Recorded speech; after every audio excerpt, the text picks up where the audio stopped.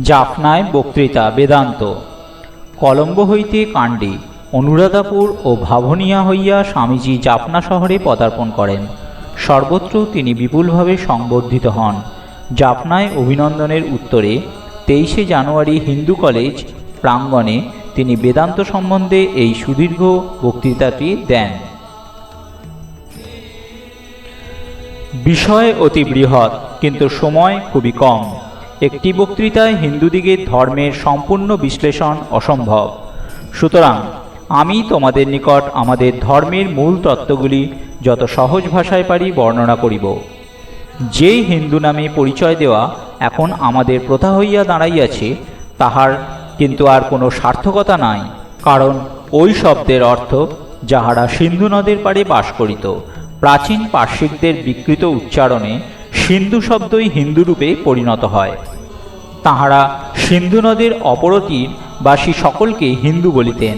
এই রূপে হিন্দু শব্দ আমাদের নিকট আসিয়াছে। মুসলমান শাসনকাল হইতে আমরা ওই শব্দ নিজেদের উপর প্রয়োগ করিতে আরম্ভ করিয়াছি। অবশ্য এই শব্দ ব্যবহারে কোনো ক্ষতি নাই, কিন্তু আমি পূর্বেই বলিয়াছি, এখন ইহার সার্থকতা নাই। কারণ তোমরা বিশেষভাবে লক্ষ্য করিও যে বর্তমানকালে সিন্ধু নদের এই দিকে সকলে আর প্রাচীনকালের মতো এক ধর্ম মানেন না। সুতরাং ওই শব্দে শুধু খাঁটি হিন্দু বোঝায় না, উহাতে মুসলমান, খ্রিস্টান, জৈন এবং ভারতের অন্যান্য অধিবাসীগণকেও বুঝাইয়া থাকে। অতএব আমি হিন্দু শব্দ ব্যবহার করিব না। তবে কোন শব্দ ব্যবহার করিব? আমরা বৈদিক শব্দটি ব্যবহার করিতে পারি, অথবা বৈদান্তিক শব্দ ব্যবহার করিলেও আরও ভালো হয়। পৃথিবীর অধিকাংশ প্রধান প্রধান ধর্মই বিশেষ বিশেষ কতকগুলি গ্রন্থকে প্রামাণ্য বলিয়া স্বীকার করিয়া থাকে। লোকের বিশ্বাস এই গ্রন্থগুলি ঈশ্বর অথবা কোনো অতিপ্রাকৃত পুরুষ বিশেষের বাক্য। সুতরাং ওই গ্রন্থগুলি তাহাদের ধর্মের ভিত্তি। আধুনিক পাশ্চাত্য পণ্ডিতদের মতে ওই সকল গ্রন্থের মধ্যে হিন্দুদের বেদই প্রাচীনতম। অতএব বেদ সম্বন্ধে কিছু জানা আবশ্যক। বেদ নামক শব্দরাশি কোনো পুরুষের উক্তি নহে। উহার সন তারিখ এখনও নির্ণীত হয় নাই, কখনো হইতেও পারে না। আর আমাদের হিন্দুদের মতে বেদ অনাদি অনন্ত।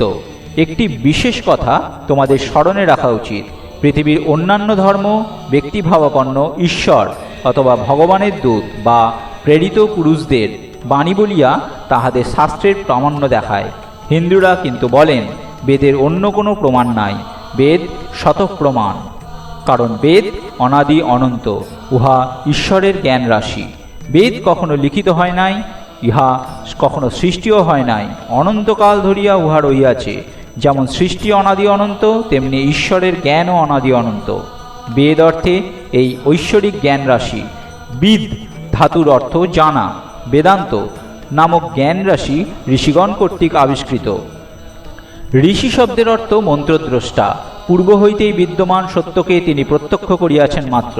ওই জ্ঞান ও ভাবরাশি তাহার নিজের চিন্তাপ্রসূত নহে। যখনই তোমরা শুনিবে বেদের অমুক অংশের ঋষি অমুক, তখন ভাবিও না যে তিনি উহা লিখিয়াছেন বা নিজের মন হইতে উহা সৃষ্টি করিয়াছেন। তিনি পূর্ব হইতেই বিদ্যমান ভাবরাশির দ্রষ্টা মাত্র। ওই ভাবরাশি অনন্তকাল হইতেই এই জগতে বিদ্যমান ছিল। ঋষি উহা আবিষ্কার করিলেন মাত্র। ঋষিগণ আধ্যাত্মিক আবিষ্কর্তা। বেদ নামক গ্রন্থরাশি প্রধানত দুই ভাগে বিভক্ত, কর্মকাণ্ড ও জ্ঞানকাণ্ড। কর্মকাণ্ডের মধ্যে নানাবিধ যাগযজ্ঞের কথা আছে।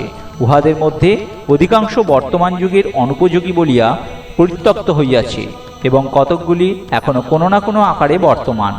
কর্মকাণ্ডের মধ্যে প্রধান প্রধান বিষয়গুলি যথা সাধারণ মানবের কর্তব্য, ব্রহ্মচারী, গৃহী, বানপ্রস্থ ও সন্ন্যাসী, এই সকল বিভিন্ন আশ্রমের বিভিন্ন কর্তব্য এখনও পর্যন্ত অল্প বিস্তর অনুসৃত হইতেছে। দ্বিতীয় ভাগ জ্ঞানকাণ্ড, আমাদের ধর্মের আধ্যাত্মিক অংশ। ইহার নাম বেদান্ত, অর্থাৎ বেদের শেষ ভাগ, বেদের চরম লক্ষ্য। বেদ জ্ঞানের এই ৬০ ভাগের নাম বেদান্ত বা উপনিষদ। আর ভারতের সকল সম্প্রদায়, দ্বৈতবাদী, বিশিষ্ট দ্বৈতবাদী, অদ্বৈতবাদী অথবা সৌর, শাক্ত, গাণপত্য, শৈব ও বৈষ্ণব, যে কেহ হিন্দু ধর্মের অন্তর্ভুক্ত থাকিতে চাহে তাহাকেই বেদের এই উপনিষদ ভাগ মানিয়া চলিতে হইবে। তাহারা নিজ নিজ রুচি অনুযায়ী উপনিষদ ব্যাখ্যা করিতে পারে, কিন্তু তাহাদিগকে উহার প্রামাণ্য স্বীকার করিতেই হইবে। এই কারণেই আমরা হিন্দু শব্দের পরিবর্তে বৈদান্তিক শব্দ ব্যবহার করিতে চাই। ভারতে সকল প্রাচীনপন্থী দার্শনিককেই বেদান্তের প্রামাণ্য স্বীকার করিতে হইয়াছে। আর আজকাল ভারতে হিন্দু ধর্মের যত শাখা প্রশাখা আছে, তাহাদের মধ্যে কতকগুলিকে যতই বিসদৃশ্য বোধ হোক না কেন, উহাদের উদ্দেশ্য যতই জটিল বোধ হোক না কেন, যিনি বেশ ভালো করিয়া উহাদের আলোচনা করিবেন, তিনিই বুঝিতে পারিবেন উপনিষদ হইতেই উহাদের ভাবরাশি গৃহীত হইয়াছে। এই সকল উপনিষদের ভাব আমাদের জাতির মজ্জায় মজ্জায় এতদূর প্রবিষ্ট হইয়াছে যে তাহারা হিন্দু ধর্মের খুব অমার্জিত শাখা বিশেষেরও রূপকত্ব আলোচনা করিবেন। তাহারা সময় সময় দেখিয়া আশ্চর্য হইবেন যে উপনিষদের রূপকভাবে বর্ণিত তত্ত্ব দৃষ্টান্তরূপে পরিণত হইয়া ওই সকল ধর্মের স্থান লাভ করিয়াছে। উপনিষদেরই সূক্ষ্ম আধ্যাত্মিক ও দার্শনিক রূপকগুলি আজকাল স্থূলভাবে পরিণত হইয়া আমাদের গৃহে পূজার বস্তু হইয়া রহিয়াছে। অতএব আমাদের ব্যবহৃত ভিন্ন ভিন্ন প্রতীকগুলি সবই বেদান্ত হইতে আসিয়াছে, কারণ বেদান্তে ওইগুলি রূপকভাবে ব্যবহৃত হইয়াছে। ক্রমশ ওই ভাবগুলি জাতির মর্মস্থলে প্রবেশ করিয়া পরিশেষে প্রতীকরূপে প্রাত্যহিক জীবনের অঙ্গীভূত হইয়া গিয়াছে। বেদান্তের পরই স্মৃতির প্রামাণ্য। এইগুলি মুনিদের লেখা গ্রন্থ, কিন্তু ইহাদের প্রামাণ্য বেদান্তের অধীন। অন্যান্য ধর্মাবলম্বীগণের পক্ষে তাহাদের ধর্মগ্রন্থ যেরূপ, আমাদের পক্ষে স্মৃতিও তদ্রূপ। আমরা স্বীকার করিয়া থাকি যে বিশেষ বিশেষ মুনি এই সকল স্মৃতি প্রণয়ন করিয়াছেন। এই অর্থে অন্যান্য ধর্মের শাস্ত্রসমূহের প্রামাণ্য যেরূপ, স্মৃতির প্রামাণ্যও সেইরূপ। তবে স্মৃতি আমাদের চরম প্রমাণ নহে। স্মৃতির কোনো অংশ যদি বেদান্তের বিরোধী হয়, তবে উহা পরিত্যাগ করিতে হইবে, উহার কোনো প্রামাণ্য থাকিবে না। আবার এই সকল স্মৃতি যুগে যুগে ভিন্ন। আমরা শাস্ত্রে পাঠ করি সত্যযুগে এইসব স্মৃতির প্রামাণ্য, ত্রেতা দাপর ও কলি এই সকল যুগের প্রত্যেক যুগে আবার অন্যান্য স্মৃতির প্রামাণ্য। দেশ কাল পাত্রের পরিবর্তন অনুসারে আচার প্রভৃতির পরিবর্তন হইয়াছে, আর স্মৃতি প্রধানত এই আচারে নিয়ামক বলিয়া সময় সময় উহাদের পরিবর্তন করিতে হইয়াছে। আমি এই বিষয়টি তোমাদিগকে বিশেষভাবে স্মরণ রাখিতে বলি। বেদান্তে ধর্মের যে মূল তত্ত্বগুলি ব্যাখ্যাত হইয়াছে, সেইগুলি অপরিবর্তনীয়। কেন? কারণ মানুষ ও প্রকৃতির মধ্যে যে অপরিবর্তনীয় তত্ত্বসমূহ রইয়াছে, সেইগুলি ওই মূল তত্ত্বগুলির ওপর প্রতিষ্ঠিত। ওইগুলির কখনো পরিবর্তন হইতে পারে না। আত্মা, স্বর্গগমন প্রভৃতির ভাব কখনো পরিবর্তিত হইতে পারে না। সহস্র বৎসর পূর্বে ওই সকল তত্ত্ব সম্বন্ধে যে ভাব ছিল, এখনও তাহাই আছে, লক্ষ লক্ষ বৎসর পরেও তাহাই থাকিবে। কিন্তু যে সকল ধর্মকার্য আমাদের সামাজিক অবস্থা ও সম্বন্ধের উপর নির্ভর করে, সমাজের পরিবর্তনের সঙ্গে সেইগুলি পরিবর্তিত হইয়া যাইবে। সুতরাং সময় বিশেষে কোনো বিশেষ বিধি সত্য ও ফলপ্রদ হইবে, অপসময় নহে। তাই আমরা দেখিতে পাই কোনো সময় কোনো খাদ্য বিশেষের বিধান রহিয়াছে, অন্য সময় তাহা আবার নিষিদ্ধ। সেই খাদ্য সেই সময় বিশেষের উপযোগী ছিল, কিন্তু ঋতু পরিবর্তন ও অন্যান্য কারণে উহা তৎকালে অনুপযোগী হওয়ার স্মৃতি তখন ওই খাদ্য ব্যবহার নিষেধ করিয়াছেন। এই কারণে স্বভাবতই প্রতীত হইতেছে যে যদি বর্তমানকালে আমাদের সমাজের কোনো পরিবর্তন আবশ্যক হয়, তবে ওই পরিবর্তন করিতেই হইবে। কিভাবে ওই সকল পরিবর্তন করিতে হইবে, ঋষিরা আসিয়া তাহা দেখাইয়া দিবেন। আমাদের ধর্মের মূল সত্যগুলি বিন্দুমাত্র পরিবর্তিত হইবে না, ওইগুলি সমভাবে থাকিবে। তারপর পুরাণ। পুরাণ পঞ্চলক্ষণান্বিত।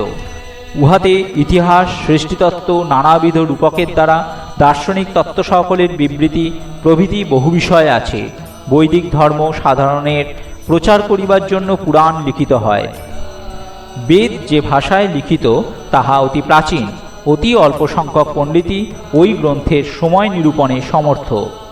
পুরাণ সমসাময়িক লোকের ভাষায় লিখিত, উহাকে আধুনিক সংস্কৃত বলা যায়। ওইগুলি পণ্ডিতদের জন্য নয়, সাধারণ লোকের জন্য, কারণ সাধারণ লোক দার্শনিক তত্ত্ব বুঝিতে অক্ষম।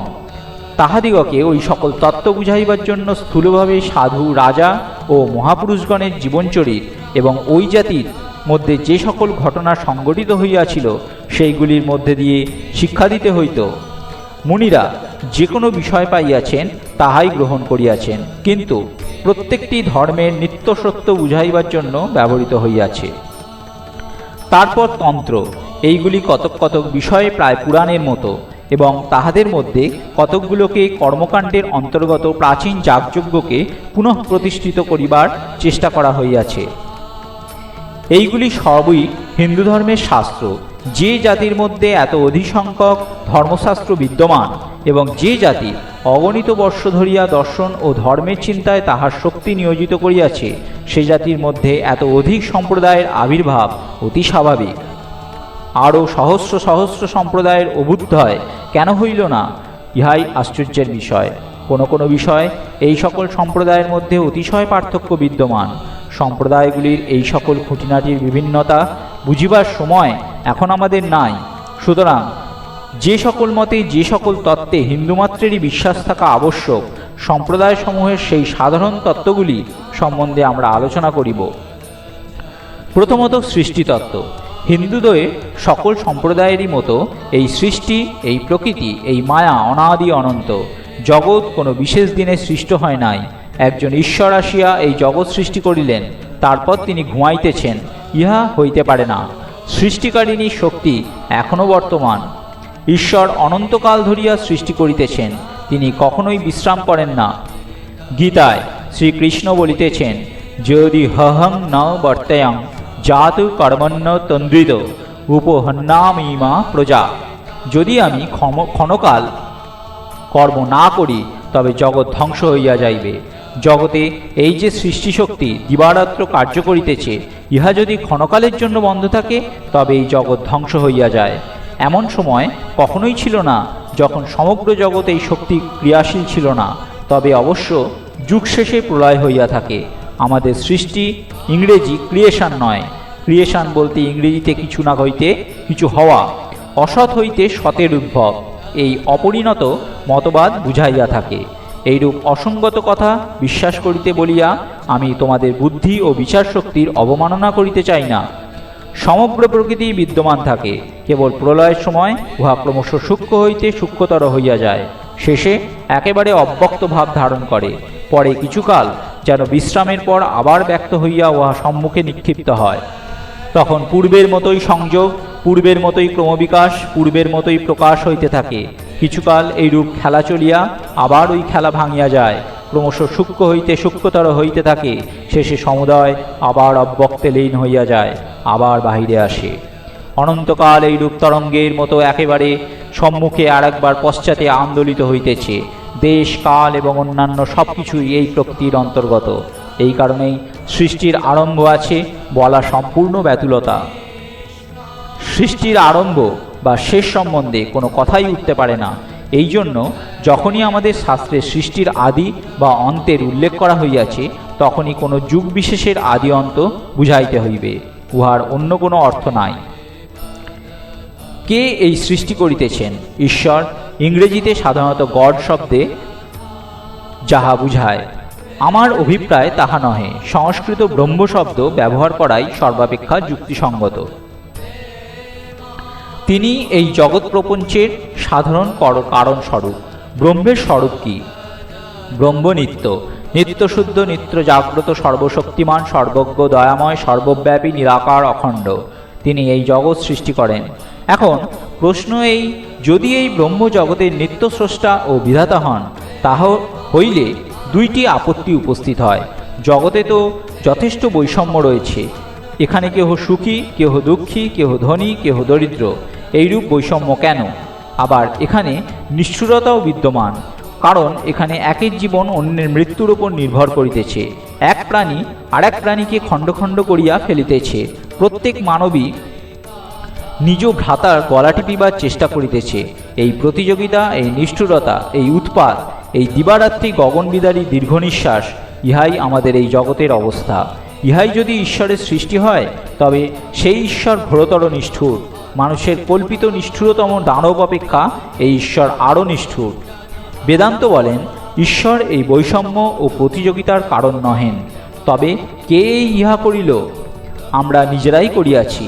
মেঘ সকল ক্ষেত্রের ওপর সমভাবেই বর্ষণ করে, কিন্তু যে ক্ষেত্র উত্তম রূপে কর্ষিত, তাহাই শস্যশালী হয়।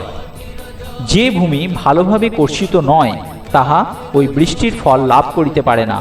ইহা মেঘের অপরাধ নয়, তাহার দয়া অনন্ত অপরিবর্তনীয়। আমরাই কেবল এই বৈষম্য সৃষ্টি করিতেছি। কিরূপে আমরা এই বৈষম্য সৃষ্টি করলাম?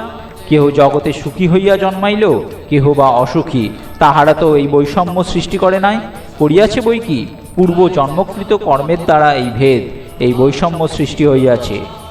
এখন আমরা সেই দ্বিতীয় তত্ত্বের আলোচনায় আসিলাম, যাহাতে শুধু আমরা হিন্দুরা নই, বৌদ্ধ এবং জৈনগণও একমত। আমরা সকলেই স্বীকার করিয়া থাকি সৃষ্টির মতো জীবনও অনন্ত। শূন্য হইতে যে জীবনের উৎপত্তি হইয়াছে তাহা নহে, তাহা হইতেই পারে না। এইরূপ জীবন কোনো প্রয়োজন নাই। কালে যাহার আরম্ভ, কালেই তাহার অন্ত হইবে। গতকল্য যদি জীবনের আরম্ভ হইয়া থাকে, তবে আগামীকল্য উহা শেষ হইবে, পরে উহা সম্পূর্ণরূপে ধ্বংস হইবে। জীবন অবশ্য পূর্বেও ছিল, আজকাল ইহা বেশি বুঝাইবার আবশ্যক নাই, কারণ আধুনিক বিজ্ঞান এই বিষয়ে আমাদিগকে সাহায্য করিতেছে। জড়জগতের আবিষ্কারগুলি সাহায্যে আমাদের শাস্ত্রনিহিত তত্ত্বগুলি বুঝাইয়া দিতেছে। তোমরা সকলে পূর্ব হইতেই অবগত আছো যে আমাদের প্রত্যেকেই অনন্ত অতীতের কর্মসমষ্টির ফলস্বরূপ। কবিগণের বর্ণনা অনুযায়ী কোনো শিশুকেই প্রকৃতি স্বহস্তে জগৎ রঙ্গমঞ্চে লইয়া আসেন না। তাহারা স্কন্ধে অনন্ত অতীতের কর্মসমষ্টি রহিয়াছে। ভালোই হোক আর মন্দই হোক, সে যদি নিজ অতীত কর্মের ফল ভোগ করিতে আসে, ইহা হইতেই বৈষম্যের উৎপত্তি, ইহাই কর্মবিধান। আমরা প্রত্যেকেই নিজ নিজ অদৃষ্টের নিয়ামক। এই মতবাদের দ্বারা অদৃষ্টবাদ খণ্ডিত হয় এবং ইহা দ্বারাই ঈশ্বরের বৈষম্য নির্ঘৈণ্য দোষ নিরাকৃত হয়। আমরা যাহা কিছু ভোগ করি তাহার জন্য আমরাই দায়ী, অপর কেহ নয়। আমরা কার্য এবং আমরাই কারণস্বরূপ, সুতরাং আমরা স্বাধীন। যদি আমি অসুখী হই, তবে বুঝিতে হইবে আমিই আমাকে অসুখী করিয়াছি, আর ইহাও প্রতীয়মান হইবে যে আমি যদি ইচ্ছা করি তবে সুখীও হইতে পারি। যদি আমি অপবিত্র হই, তবে তাহাও আমার নিজকৃত, আর বুঝিতে হইবে যে আমি ইচ্ছা করিলে আবার পবিত্র হইতে পারি। সকল বিষয়ে এইরূপ বুঝিতে হইবে। মানুষের ইচ্ছা কোনো ঘটনার অধীন নয়। মানুষের অনন্ত ইচ্ছাশক্তি ও মুক্ত স্বভাবের সম্মুখে সকল শক্তি, এমনকি প্রাকৃতিক শক্তিগুলি পর্যন্ত মাথা নত করিবে, দাস হইয়া থাকিবে। আজকের পাঠ এই পর্যন্তই। নমস্কার।